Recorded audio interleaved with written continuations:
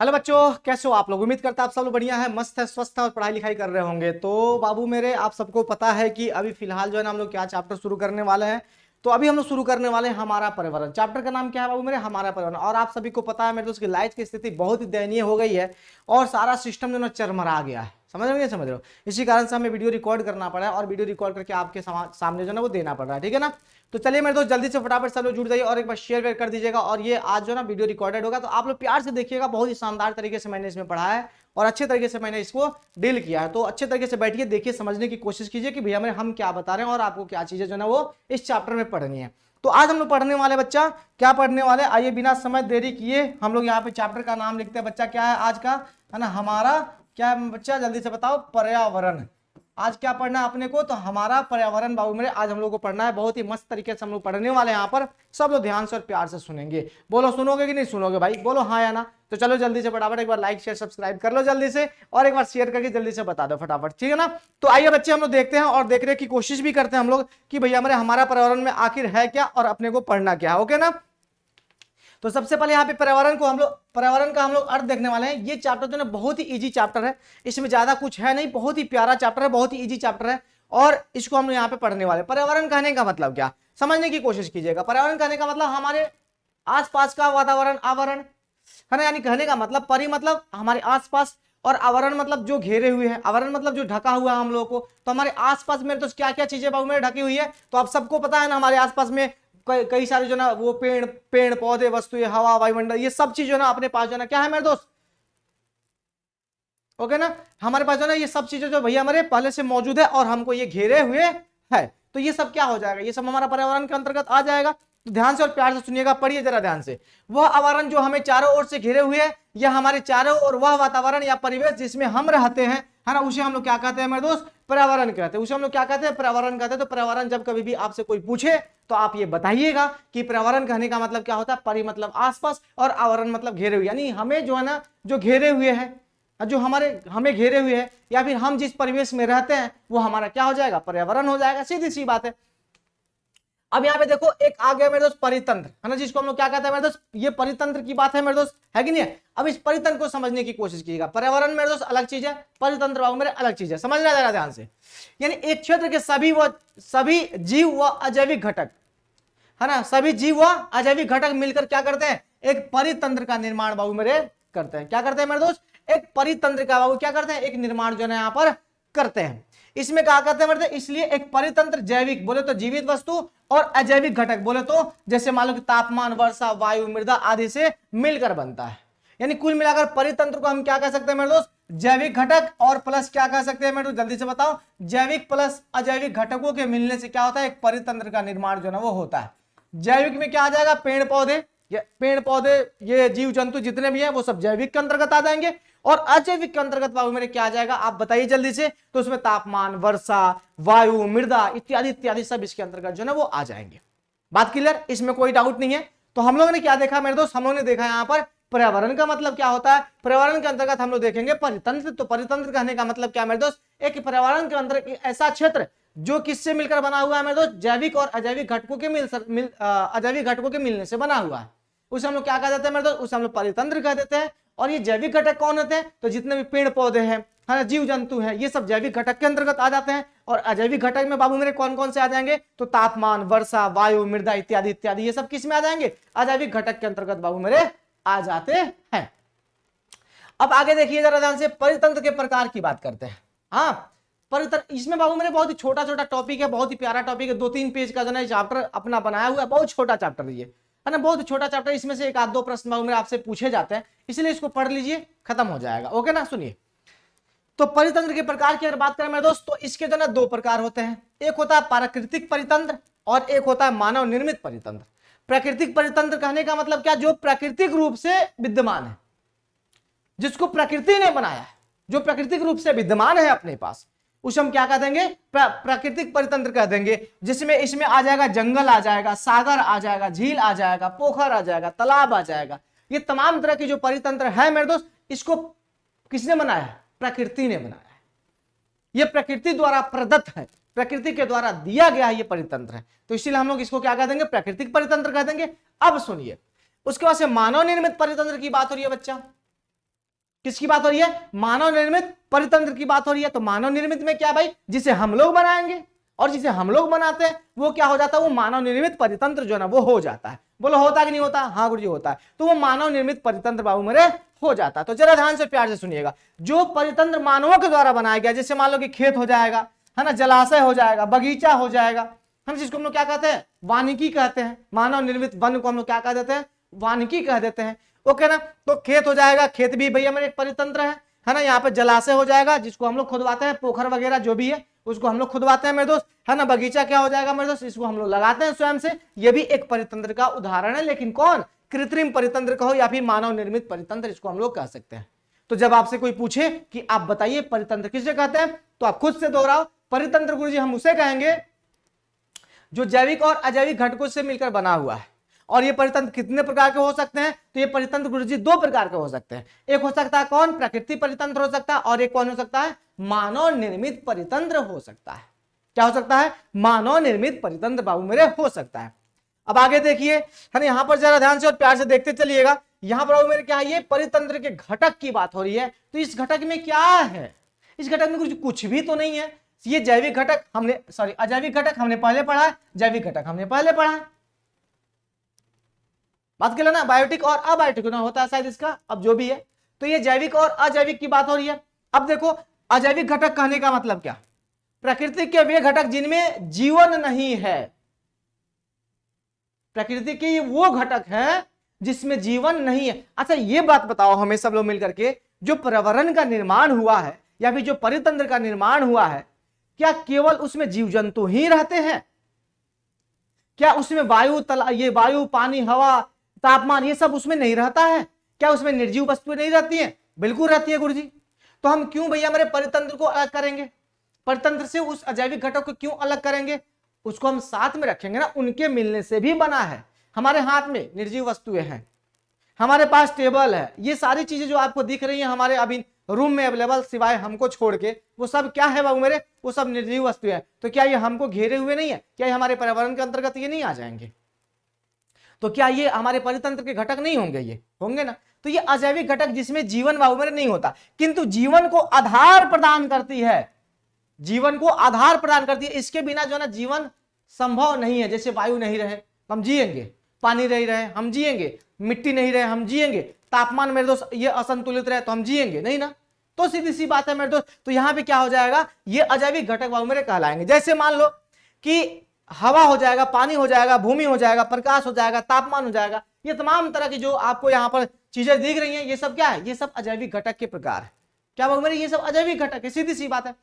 अब जैविक घटक की बात कर लेते बच्चा।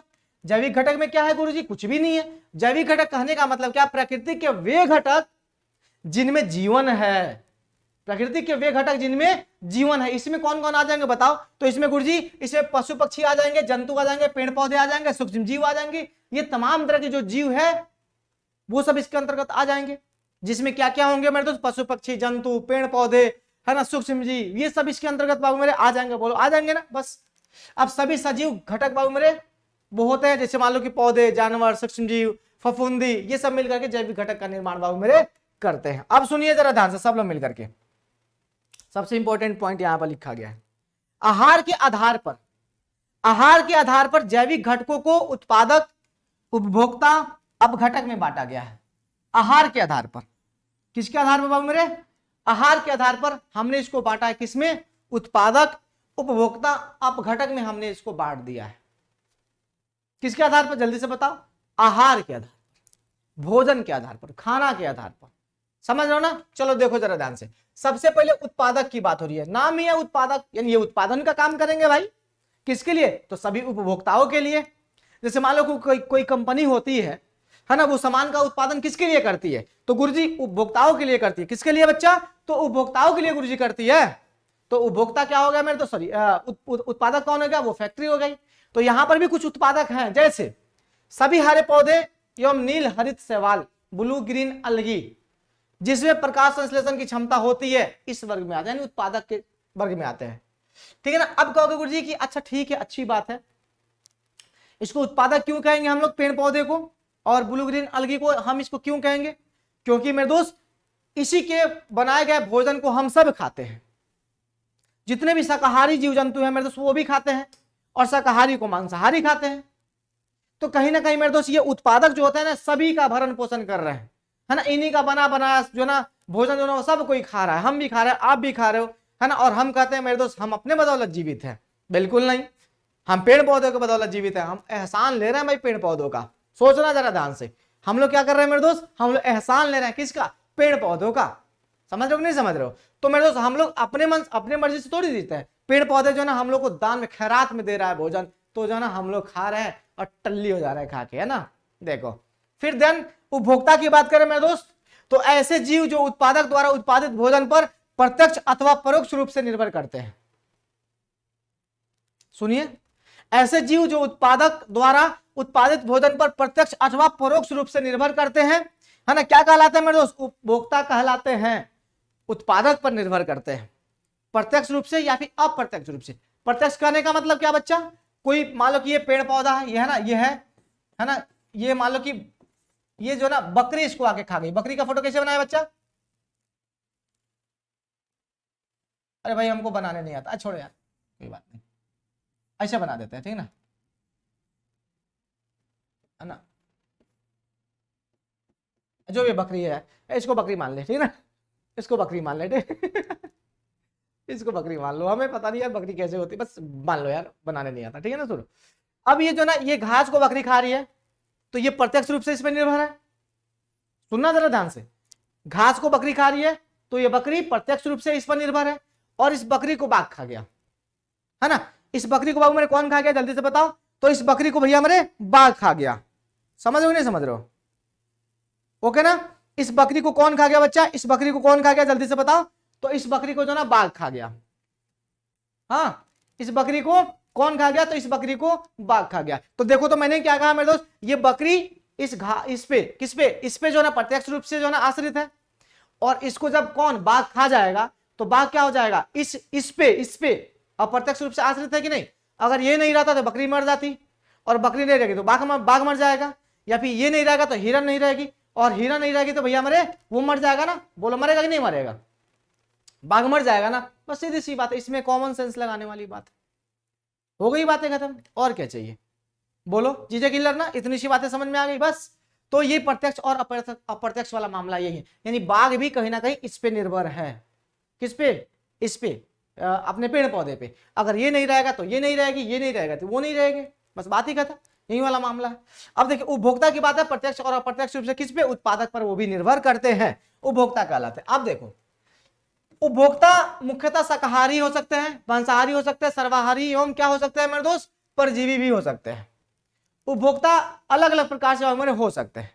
आपको गुरुजी उपभोक्ता अलग अलग प्रकार से हो सकते हैं मतलब नहीं समझे, हमको थोड़ा सा समझाइए जल्दी से फटाफट, है ना, फटाफट जल्दी से समझाइए हमको, हम लोग नहीं समझ पाए उपभोक्ता, है ना, इसको समझाइए तो हम आपको समझाते हैं। शाकाहारी खाने का मतलब क्या मेरे दोस्त, जो प्योर वेजिटेरियन है, जो केवल घास फूस खाए, बकरी। उससे ज्यादा प्योर वेजिटेरियन कौन हो सकता है, हिरन प्योर वेजिटेरियन है, हाथी प्योर वेजिटेरियन है। ये तमाम तरह के जो जीव देख रहे हैं जो केवल घास फूस खाते हैं वो क्या होते हैं, शाकाहारी होते हैं, ठीक है ना। मांसाहारी शाकाहारी को खाएगा, सर्वाहारी इसको भी खाएगा, इसको भी खाएगा। सुन रहे हो हम क्या बोल रहे हैं, शाकाहारी घास फूस खाएगा, मांसाहारी इसको खाएगा, सर्वाहारी इनको भी खाएंगे, इनको भी खाएंगे। जैसे मान लो मेरे दोस्त कि हम लोग साग सब्जी भी खाते हैं, हाँ गुरुजी खाते हैं, साग सब्जी भी खाते हैं हम लोग, ठीक है। बकरी क्या खाती है मेरे दोस्त, साग सब्जी खाती है, ठीक है, तो वो वेजिटेरियन हो, लेकिन उसको मीट मछली नहीं ना पसता, मीट मछली नहीं खाती है, वो नहीं खाती है। हम लोग भाई घास फूस भी खाते हैं, बकरी भी खाते हैं, खस्सी खाते हैं, नहीं सर खस्सी खाते हैं, बकरी बिल्कुल नहीं, बकरी बिल्कुल हाँ, खस्सी खाते हैं ना खस्सी खाते हैं। तो भैया मेरे हम लोग वही करते हैं ना। तो यहाँ पर क्या भाई, तो हम लोग खाते हैं ना, तो हम लोग घास फूस भी खाते हैं और वो भी खाते हैं, तो हम लोग क्या हो गए, सर्वाहारी के अंतर्गत आ जाएंगे, ठीक है ना। मांसाहारी केवल बकरी खाएगा, घास फूस नहीं खाएगा। और परजीवी कहने का मतलब क्या मेरे दोस्त, वो जीव जंतु के शरीर पे रह के और भोजन करता है, जीव जंतु के शरीर पे रह के भोजन करता है, सीधी सी बात है, इसमें ज्यादा कुछ सोचने वाली बात भी नहीं है। बोलो क्लियर ना, इतनी सी बात है, इसमें कौन सी बड़ी बात है, हाँ दुविधा की क्या बात है। जैसे देखो शाकाहारी पौधे व पत्ते खाने वाले, जैसे मान लो बकरी हो गए, हिरन हो गए, हाथी, जो भी हाथी, गधा, ऊंट, बैल, भैंस जो भी है, ये सब शाकाहारी के अंतर्गत बाबू आ जाते हैं। मांसाहारी में जैसे मांस खाने वाले जैसे शेर, मगरमच्छ इत्यादि इत्यादि। सर्वाहारी में पौधे भी और मांस दोनों खाने वाले, जैसे मान लो कौआ हो गए और मनुष्य हो गया। कौआ भी खाता है भाई, कौआ मीट मछली के भी शौकीन होता है। देख लो जाके मरा हुआ उससे जो ना नोच नोच के खाता है और आके घर से रोटी भी चुरा के लेके जाता है ना, ऐसा होता है कौआ। तो कौआ सब खाता है। उसके बाद देखो परजीवी की बात है, जो दूसरे जीव के शरीर पर रह के और अपना भोजन प्राप्त करता है। जैसे जू हो गया, मुड़िया में ढीलवा ना होला, जू अमरबेल हो गया, जो सेवई खानी, जैसे ये सेवई खानी होला है, देखला होगा बता, सेवई खानी होला नु, पेड़ पर लटकल रहेला सेवई खानी, देखो अमरबेल सेवई जैसा लटकते रहता है ना, ये होता है अमरबेल, ठीक ना। तो ये परजीवी होता है, दूसरे के शरीर पर रहता है और वहीं से अपना भोजन प्राप्त करता है। बात क्लियर, आगे बढ़ते हैं। अब अपघटक की बारी है मेरे दोस्त। अपघटक में क्या है, तो भैया मेरे फफूंदी और जीवाणु को, जो मरे हुए जीव को, जीव व पौधे के जटिल पदार्थों को सरल पदार्थों में विघटित कर देते हैं और इस प्रकार अपघटक जो ना स्रोतों की भरपाई में मदद करते हैं। क्या मतलब है इसका, बैल मर गई, हाँ, पैर ऊपर करके बैल को जो ना ऐसे कर देते हैं, मरा हुआ बैल,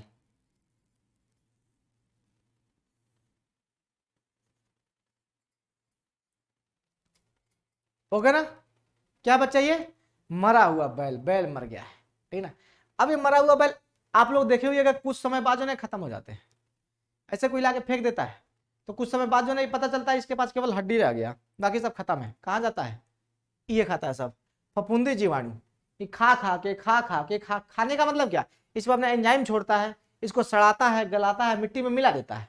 तो जहां से ये आए थे, जिसके बदौलत ये जीवित से, इनका सभी तत्व जो है वो मिट्टी में मिल गया।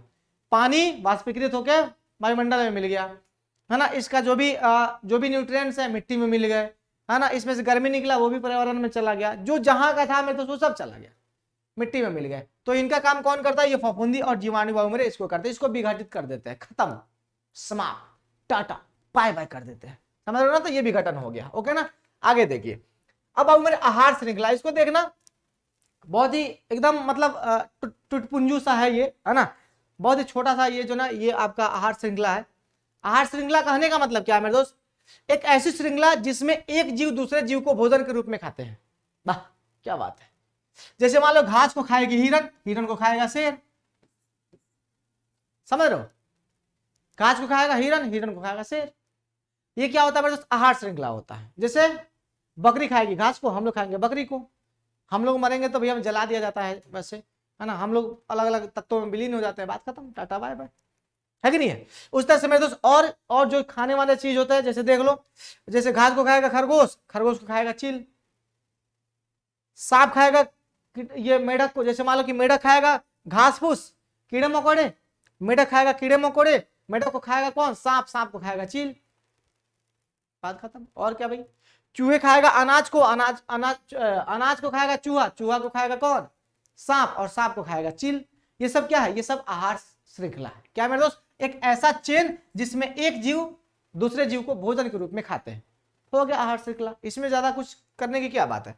जैसे मान लो कि आपसे प्रश्न यहां से पूछा भी जाता है तो याद रखिएगा, जो खाने वाला होगा ना उसी को देखिएगा श्रृंखला, उल्टा मत कर दीजिएगा कि शेर को खाएगा हिरन, हिरन को खाएगा घास। ऑप्शन में ऐसे भी देता है शेर हिरन घास, ऐसे भी देता है, ऐसे मत रखिएगा, ऐसे रखिएगा कि घास को खाएगा हिरन, हिरन को खाएगा शेर। इधर से नहीं कि भैया शेर हिरन और घास दे दे तो गलती कर दीजिएगा, उसको ऑप्शन में टिक नहीं करना है।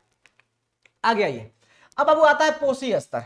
क्या था बच्चा, पोषी स्तर आता है, इसको थोड़ा सा समझना। जैसे पोषी स्तर कहने का मतलब, जैसे एक आहार श्रृंखला में उन जैविक घटकों को जिसमें ऊर्जा का स्थानांतरण होता है पोषी स्तर कहलाते हैं। जैसे मैंने यहाँ पे कहा था मेरे दोस्त, देखो यहां पर ऊर्जा का स्थानांतरण होता है, यानी घास के पास भी ऊर्जा है, इसके पास ऊर्जा है, इसका ऊर्जा वो इसमें गया और इसका ऊर्जा जो है ना इसमें गया, गया ना, हाँ गुरु जी गया। तो ये क्या कहलाएगा, पोषी स्तर, है ना। इसमें से प्रत्येक घटक जो है ना वो पोषी स्तर कहलाएगा। ये भी भैया हमने क्या कहलाएगा, पोषी स्तर, यानी इसमें का प्रत्येक जो है ना वो क्या कहलाएगा, प्रत्येक घटक क्या कहलाएगा, पोषी स्तर। ये भी क्या है मेरे दोस्त, पोषी स्तर, है ना, ये क्या कहलाएगा, पोषी स्तर। जैसे मान लो एक आहार श्रृंखला में ऊर्जा का स्थानांतरण एक दिशा में होता है, ये बात सही है, तो इसको याद रखिएगा।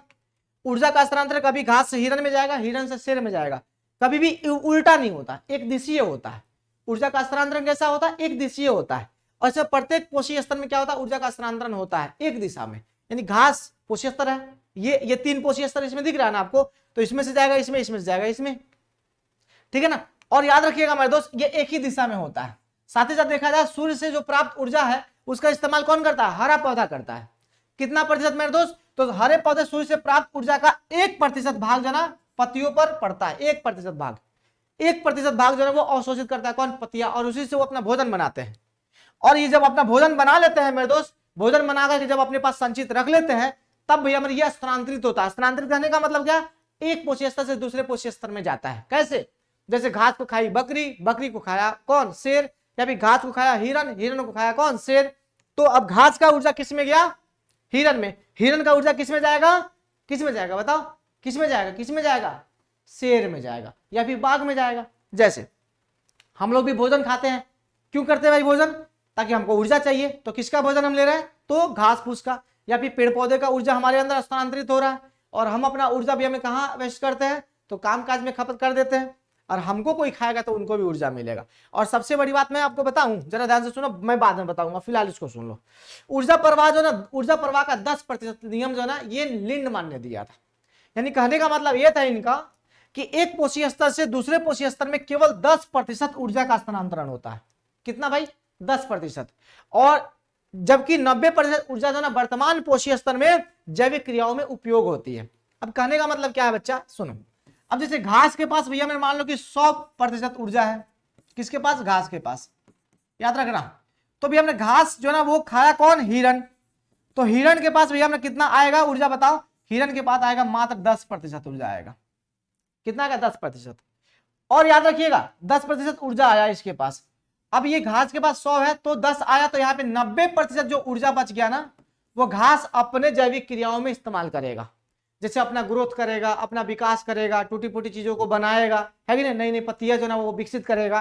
तो उन सब कार्यों में ये 90% ऊर्जा खपत होगा, बाकी 10% अगले जो ना वो अगले पोषी स्तर में स्थानांतरित होगा। अब सुनो, हिरन के पास मात्र 10% आया, ठीक है। अब भैया जब इसको शेर खाएगा, जब इसको शेर खाएगा मेरे दोस्त, तो अब इसके पास कितना आएगा बताओ? 10% का 10% करने का मतलब कितना हो जाएगा बताओ? 1% की बात हो गई ना। कितना आएगा मेरे दोस्त? इसके पास जो ना 1% ऊर्जा भाग मेरे आएगा। कितना आएगा? 1% ऊर्जा आएगा। तब सुनो, तो इसीलिए कहा जाता है शाकाहारी जंतु को खाओगे अगर आप, तो क्या होगा? उससे ज्यादा आपको ऊर्जा प्राप्त होगी। क्यों प्राप्त होगी ज्यादा? क्योंकि बच्चे इसने खाया, देखो जरा ध्यान से, घास को इसने खाया, इसके पास ऊर्जा का भंडार है। सबसे ज्यादा भंडार किसके पास है? घास के पास। और अगर इसीलिए कहा था कि अगर आप वेजिटेरियन है, प्योर वेजिटेरियन, प्योर घास फूस खाते हो, तो आपके पास पर्याप्त मात्रा में ऊर्जा आपको मिलेगा। लेकिन अगर आप मांसाहारी हो, तो भैया मेरे घास खाने से, घास खाने का मतलब समझ रहे हो? पेड़ पौधे के उत्पाद की बात हो रही है, पेड़ पौधे के उत्पाद की बात हो रही है। अगर आप वो करते हो, वो खाते हो, तो आपको यहाँ पर क्या मिलेगा? 100% जो ना ऊर्जा मिलेगा। चाहे उससे 10% ही ऊर्जा आपको मिलेगी, लेकिन मिलेगी, पर्याप्त मात्रा में ऊर्जा मिलेगी। लेकिन जब आप हिरन के पास 10% आया या फिर बकरी के पास 10% आया, अब आप इसको खाओगे तो मात्र आपके जो आपको कितना मिलेगा? 10% ऊर्जा मिलेगा ना। तो या तो आप घास फूस खाओ तो पर्याप्त मात्रा में ऊर्जा मिलेगा, या फिर शाकाहारी जंतु को खाओ तो उससे कम मिलेगा। लेकिन मांसाहारी को खाओगे तो कितना मिलेगा मेरे? तो इसके पास ऊर्जा ही नहीं होता, ये नीरस होते हैं, क्योंकि ये तीसरे पोषी स्तर में आते हैं, और तीसरे पोषी स्तर में भी हमें सबसे कम ऊर्जा हो जाता है। अब इससे ऊपर बढ़ोगे मेरे दोस्त, तो उसको कोई ऊर्जा ही नहीं मिलेगा, है ना, उसको कोई ऊर्जा ही नहीं मिलेगा। इसलिए 3 से ज्यादा 4 पोषी स्तर तक ही क्या होता है? खाद्य श्रृंखला चलता है। कितना पोषी स्तर तक? मात्र 4 पोषी स्तर तक, 3 से 4 पोषी स्तर तक ही क्या होता है मेरे दोस्त? खाद्य श्रृंखला चलता है। अब जरा ध्यान से प्यार से सुनिएगा। अब आहार श्रृंखला के चरण की बात करते हैं, जरा ध्यान से सुनिएगा।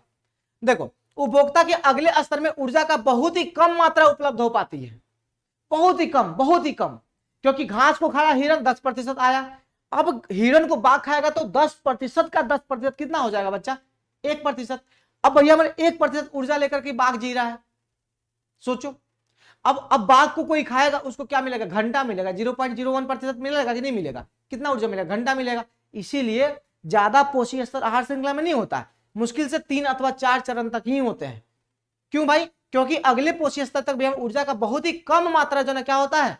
उपभोक्ता को उपलब्ध हो पाता है। समझ रहे हो ना, बहुत ही कम मात्रा। अतः आहार श्रृंखला 3 से 4, मुश्किल से 3 से 4 पोषक स्तर तक ही जाते हैं। बात क्लियर ना, इतनी सी बातें आपको समझ में आ गई, हाँ या ना बोलो जल्दी से, क्लियर है बाबू, इसमें नो डाउट, कोई दिक्कत नहीं है। हमने फिर से सुन लो भैया, हमने क्या कहा कि घास में पूरा 100% ऊर्जा है, इसने बनाया है ऊर्जा, इसका अपना ऊर्जा है। अगर आप घास खाते हो तो आपको सबसे ज्यादा ऊर्जा मिलेगा, हिरन घास खाते हैं तो हिरन को सबसे ज्यादा ऊर्जा मिलेगा, ठीक ना।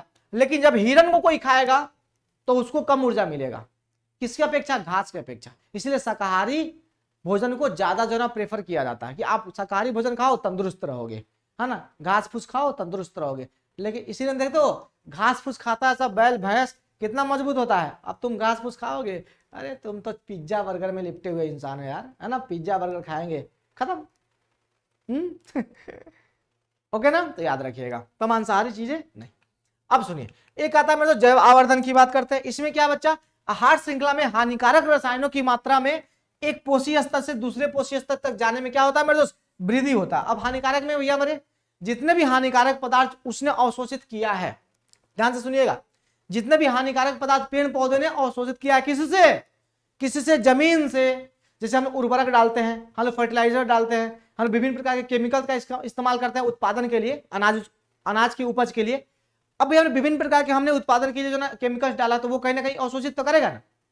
तो जब वो अवशोषित करता है, उस कंडीशन में क्या होता है, वो उसके शरीर में जमा होता है, और जब हम लोग खाते हैं ना तो वो ट्रांसफर कर देता है, और धीरे धीरे वो खाते जाते हैं वो ट्रांसफर होते जाता है और इकट्ठा होता है शरीर में। उसी को हम लोग क्या कहते हैं, जैव आवर्धन कहते हैं, इसको याद रखिएगा, ओके ना। अब ऐसे रसायनों की सबसे अधिक मात्रा जो ना किसके शरीर में होता है, मानव के शरीर में होता है। क्या है कि सब खा लो, शरीर मनुष्य ना सब चीज खाता है, इसीलिए सबसे ज्यादा रसायनों की मात्रा किसके शरीर में होता है, मनुष्य के शरीर में। सबसे ज्यादा जो ना हम लोग टॉक्सिक मटेरियल जो ना इकट्ठा करते हैं अपने शरीर में, तो सबसे ज्यादा रसायन जो ना हम लोग इकट्ठा करते हैं, ओके। अब आहार जाल है मेरे दोस्त, तो आहार जाल में क्या है, बहुत सारा जो है ना आहार श्रृंखला जब एक साथ जुड़ जाते हैं तो एक जाल का निर्माण करते हैं, उसी को आहार नाल कहते हैं। जैसे बात करो ना, आहार श्रृंखला आपस में प्राकृतिक रूप से जुड़ी हुई होती है, जो एक जाल का रूप धारण कर लेती है, उसी को हम क्या कहते हैं, आहार जाल कहते हैं, फूड चेन कहते हैं। आपको गुरुजी कैसे, पेज नंबर निकालो, मैं बताता हूं। चलो निकाल जल्दी से पेज नंबर निकालो और देखो वहां पर आपको मिलेगा। चल निकाल, अरे सोचो मत, सोचो जीन, निकालो जल्दी। पेज नंबर निकालो 292, पेज नंबर 292 निकालो। पेज नंबर 292 पे आपको आहार श्रृंखला दिखेगा, देखो आहार जाल दिखेगा, देखो पेज नंबर 292 पे आपको आहार जाल दिख जाएगा, वहां पर देखना, ठीक है। एनसीईआरटी पेज नंबर 292, ठीक है, ओके ना। अब देखो वहां पर आपको दिख जाएगा सभी आहार जाल जो ना एक दूसरे से, आहार श्रृंखला जो ना वो जब एक दूसरे से जुड़ जाते हैं, आहार जाल का निर्माण जो ना वो कर लेते हैं। अब हमारे पर्यावरण से संबंधित समस्या है, विभिन्न प्रकार की समस्या हम लोग देखे, पिछले क्लास में भी देखे थे, अभी भी देख लेंगे। इसमें क्या है, सुनिए, पर्यावरण में बदलाव हमें प्रभावित करता है और हमारी गतिविधियां भी पर्यावरण को प्रभावित करता है। अगर पर्यावरण में ज्यादा गर्मी हो जाए, मन मुड़ा के टाइट हो जाएंगे हम लोग, पर्यावरण में ज्यादा ठंडी हो जाए, मन मुड़ा के टाइट हो जाएंगे। तो पर्यावरण में अगर बदलाव होगा तो हम लोग प्रभावित होंगे, लेकिन हम लोग में अगर भैया हमारे गतिविधियों के कारण पर्यावरण भी प्रभावित होता है। कैसे, तो हम लोग वायु प्रदूषण फैलाते हैं गुरुजी, हम लोग जल प्रदूषण फैलाते हैं, हम लोग मृदा प्रदूषण फैलाते हैं, हम लोग साउंड प्रदूषण फैलाते हैं, यानी हर प्रकार का प्रदूषण हम लोग फैलाते हैं। तो हमारी गतिविधियां भी पर्यावरण को क्षति पहुंचाती नहीं पहुंचाती है। तो जब हम क्षति को पहुंचाएंगे पर्यावरण को, तो पर्यावरण भी हमको क्षति पहुंचाएगा, बोलो पहुंचाएगा, पर्यावरण भी हमको क्षति पहुंचाएगा, सीधी सी बात है, इसमें सोचने वाली बात है कुछ नहीं ना। तो सीधी सी बात, वही बात कहा जा रहा है कि अगर पर्यावरण में बदलाव होता है तो वो हमें प्रभावित करता है, हमारी गतिविधियों को प्रभावित करता है। अगर भी हमारे पर्यावरण क्या बोलते हैं, अगर हमारी गतिविधियां जो ना हम लोग करते हैं तो वो पर्यावरण को प्रभावित करता है। एक दूसरे के हम लोग क्या है मेरे दोस्त, पूरक है। अब इससे पर्यावरण में धीरे धीरे गिरावट आ रही है और जिससे पर्यावरण समस्याएं जो ना उत्पन्न होती है। जैसे मान लो प्रदूषण होता है, वनों की कटाई इत्यादि हो रहा है, इसके कारण से क्या होता है, बाढ़ आता है, अनियमित वर्षा होती है। वनों की कटाई से क्या होता है, बाढ़ आता है, जमजमा के मृदा अपरदन हो जाता है। किसी ने पूछा था मृदा अपरदन, तो वायु से और किससे, जल से मृदा की यानी मिट्टी की जो ऊपरी परत जो ना बहा कर ले जाया जाता है, उसे हम लोग क्या कहते हैं मेरे दोस्त, मृदा अपरदन कहते हैं। क्या कहते हैं बच्चा, मृदा अपरदन कहते हैं, बोलो कहते ही नहीं कहते हैं, हाँ गुरुजी कहते हैं। तो वो क्या हो गया, मृदा अपरदन। इसको कौन रोकता है, वन रोकता है। और वन जो है ना वो कारण होता है किसके, वर्षा कराने के पीछे कारण होता है वन का। अगर वन उचित मात्रा में उपलब्ध है तो सही समय पे वर्षा होगा, है ना। मैंने आपको बताया था वर्षा क्यों, क्योंकि 90 से ज्यादा प्रतिशत पानी जो ना क्या करता है, जो खींचता है ना जमीन से पौधा, वो रिलीज कर देता है वायुमंडल में, बादल उसी से बनेगा ना। बारिश उसी से होगा, सीधी सी बात है, अलग मैटर है। चलो आगे देखो, ओजोन परत की बारे में बात करते हैं। इसमें क्या है, इसमें कुछ भी नहीं है। ओजोन परत की क्या भाई, इसमें क्या है, इसमें कुछ भी नहीं है। सुनो, ओजोन परत पृथ्वी के चारों ओर से एक रक्षात्मक आवरण है जो कि सूर्य के हानिकारक पराबैंगनी प्रकाश को क्या करता है, अवशोषित कर लेता है, और इस प्रकार से ये जीवों की क्या करता है, मतलब स्वास्थ्य संबंधित हानियों से बचाता है।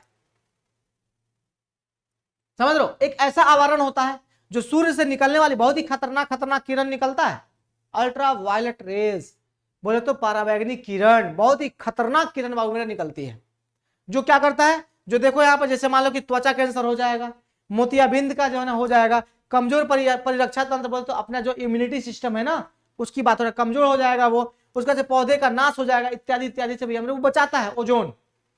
अब पराबैंगनी किरण आ जाएगा तो हमको त्वचा कैंसर होगा, त्वचा संबंधित विभिन्न प्रकार की बीमारियां होगी, मोतियाबिंद होगा, और भी कई सारे रोग मेरे हम लोग को झेलना पड़ेगा। तो ओजोन परत हमारे लिए इंपॉर्टेंट है। तो याद रखिएगा समताप मंडल में होता है ना, वायुमंडल के सबसे ऊपरी परत समताप मंडल स्ट्रेटोस्फीयर में होता है, समताप मंडल में, और साथ ही साथ इसका सूत्र पूछेगा तो O3 कह दीजिएगा, है ना। और याद रखिएगा ये जहरीली गैस है ना, क्या होता है मेरे दोस्त, जहरीली गैस है। प्राणवायु ऑक्सीजन होता है, प्राणवायु ऑक्सीजन होता है, जबकि यहाँ पर O3 जो है ना एक जहरीली गैस होती है जिसको हम लोग क्या कहते हैं, ओजोन कहते हैं। याद रखिएगा ये प्रश्न पूछा जाता है, ओके ना।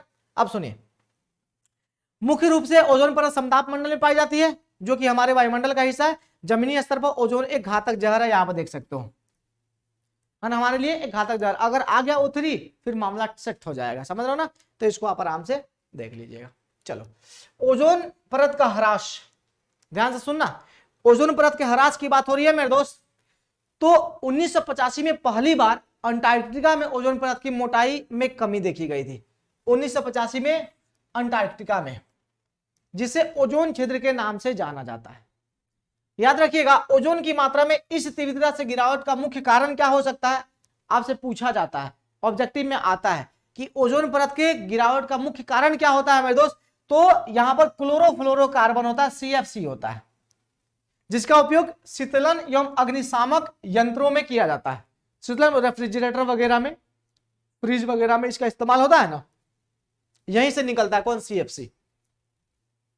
और यही कारण क्या है मेरे दोस्त, ओजोन परत के ह्रास का, ओजोन परत की गिरावट का, समझ रहे हो ना मेरे दोस्त।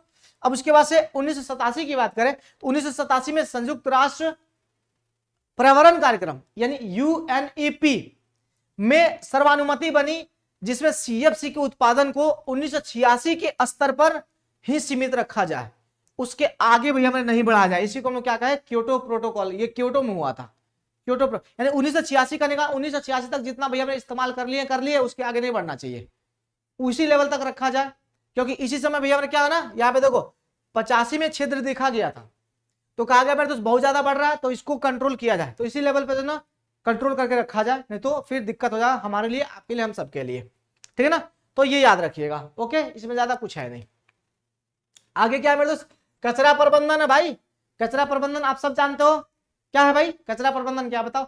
कचरे का वैज्ञानिक विधि से निपटारा, जिससे ना पर्यावरण को क्षति हो, ना हमें क्षति हो, ना किसी अन्य जीव जंतु या फिर प्राणी को क्षति हो, उसको हम कचरा प्रबंधन कर देते हैं। जैसे देखो, आज के समय में अपशिष्ट निपटान का एक मुख्य समस्या है जो कि हमारे पर्यावरण को प्रभावित करता है।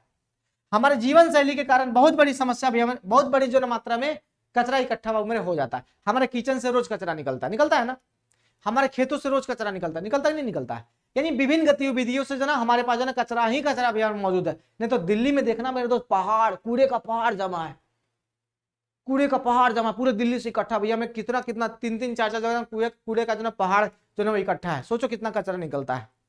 अब उसका उचित निपटारा जो ना वो होना चाहिए। जैसे कचरे में मेरे दोस्त निम्न पदार्थ हो सकते हैं, जैसे जैव निम्नीकरणीय पदार्थ, ये बाबू बार बार पूछा जाता है, इसको समझ लेना। इसमें क्या है भाई, जैव निम्नीकरणीय पदार्थ, पदार्थ जो सूक्ष्म जीवों के कारण छोटे घटकों में बदल जाते हैं। जैव यानी जैविक रूप से उसका अपघटन होगा, याद रखना, जैव बोले तो जैविक रूप से अपघटन होगा, यानी उसमें सूक्ष्म जीवों की अहम योगदान होगा, उसमें अहम भूमिका होगी, उसमें सूक्ष्म जीवों का, क्योंकि ये जैविक रूप से अपघटन इसका हो रहा है। जैसे मान लो कि फल तथा सब्जियों के छिलके हो सकता है, सूती वस्त्र हो सकता है, जूट हो सकता है, कागज इत्यादि इत्यादि। जिसका अपघटन सूक्ष्म जीवों की ये सहायता से हो वो जैव निम्नकरणीय पदार्थ कहलाते हैं। ठीक है, और उसका जैविक अपघटन होगा, याद रखना, इसमें कंफ्यूज मत होना। अब सुनो, एक अजैव निम्नकरणीय आता है बाबू। अजैव निम्नकरणीय कहने का मतलब वैसे पदार्थ जिसमें सूक्ष्म जीवों के कारण घटकों में परिवर्तन नहीं होते हैं। जैसे मान लो प्लास्टिक है मेरे दोस्त, उसमें सूक्ष्म जीव का कोई लेना देना नहीं है। थर्मोकोल है, सूक्ष्म जीव भी है, मैं उसको नहीं गला सकता, सड़ा गला नहीं सकता। लेकिन इसको हम लोग क्या कर देंगे मेरे दोस्त, इसमें हम लोग जो ना अपने तरीके से रसायनों के माध्यम से हम क्या करेंगे, इसका निम्नीकरण करेंगे। तो ये क्या हो जाएगा, अजैविक रूप से भी हमने इसका निम्नीकरण होगा। जैसे इसमें प्लास्टिक हो जाएगा, पॉलिथीन हो जाएगा, संश्लेषित रेशा हो जाएगा, धातु, रेडियो एक्टिव जो ना अपशिष्ट हो जाता है, जो किसमें आपके न्यूक्लियर पावर प्लांट से निकलता है अपशिष्ट, वहां से भी निकलता है, उसका भी निपटारा करना होता है कि नहीं है। तो ये जैविक रूप से में इसका निपटारा जो है वो नहीं हो सकता है। जैसे सूक्ष्म जीव जो एंजाइम उत्पन्न करते हैं, जो पदार्थों को छोटे छोटे घटकों में बदल देते हैं। एंजाइम अपनी क्रिया में विशिष्ट होते हैं, इसलिए सभी पदार्थों का अपघटन वो नहीं कर सकते हैं। सभी पदार्थों का अपघटन वो नहीं कर सकते। एंजाइम जो ना उनका प्लास्टिक पे काम नहीं करेगा, थर्मोकोल पे काम नहीं करेगा। अब ये अजैव निम्नकरणीय पदार्थ हो जाते हैं। अब इसको हम लोग जो ना सड़ाएंगे, गलाएंगे कुछ अलग रसायन के इस्तेमाल से, ठीक है ना। तो इसको हम लोग अजैव निम्नकरणीय पदार्थ हम लोग कह देते हैं, जो सड़ता गलता नहीं है सूक्ष्म जीवों के सहायता से। बात क्लियर। अब मेरे कचरा प्रबंधन की विधियां हैं कुछ, यहां पर आप देख लीजिए, बस बात खत्म हो जाएगा। जैसे क्या है बाबू, जैसे जैव मात्रा संयंत्र हमने पढ़ाया था आपको, गोबर गैस पढ़ाया था ना।